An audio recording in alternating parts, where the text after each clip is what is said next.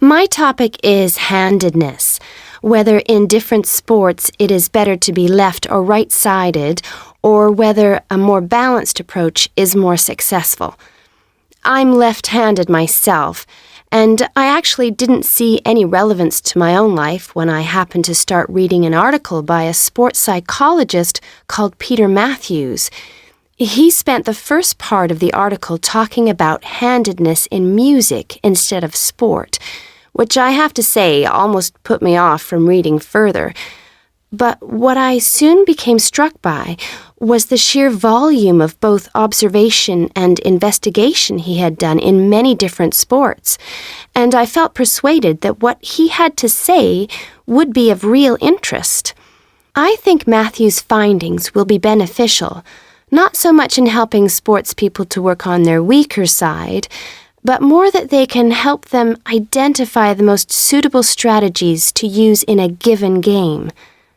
Although most trainers know how important handedness is, at present they are rather reluctant to make use of the insights scientists like Matthews can give, which I think is rather short-sighted, because focusing on individual flexibility is only part of the story.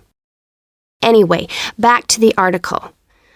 Matthews found a German study which looked at what he called mixed-handedness, that is, the capacity to use both left and right hands equally. It looked at mixed-handedness in 40 musicians on a variety of instruments. Researchers examined a number of variables. For example, type of instrument played, regularity of practice undertaken, and length of time playing instrument, and found the following. Keyboard players had high levels of mixed-handedness, whereas string players like cellists and violinists strongly favored one hand. Also, those who started younger were more mixed-handed. Matthews also reports studies of handedness in apes. Apes get a large proportion of their food by fishing ants from anthills. The studies show that apes, like humans, show handedness, though for them right and left-handedness is about equal, whereas about 85% of humans are right-handed.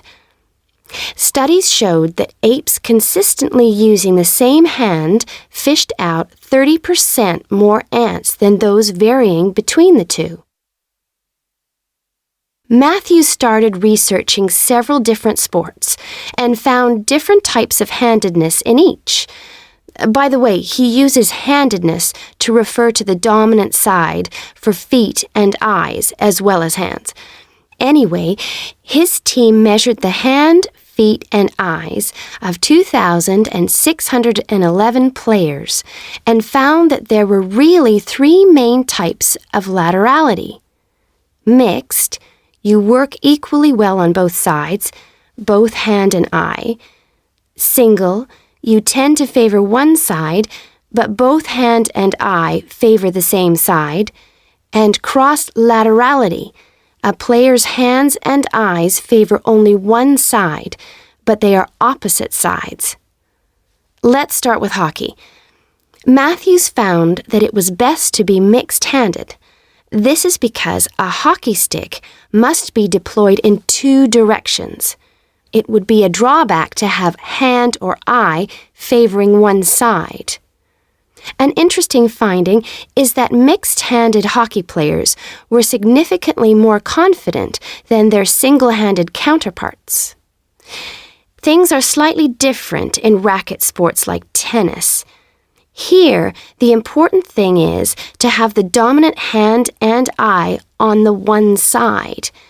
This means that there is a bigger area of vision on the side where most of the action occurs. If a player is cross-lateral, the racket is invisible from the dominant eye for much of the swing. It means that they can only make corrections much later, and often the damage has been done by then.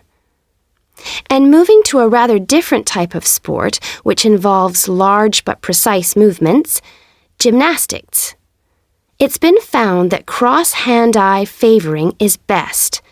The predominant reason for this is because it aids balance, which is, of course, absolutely central to performance in this sport.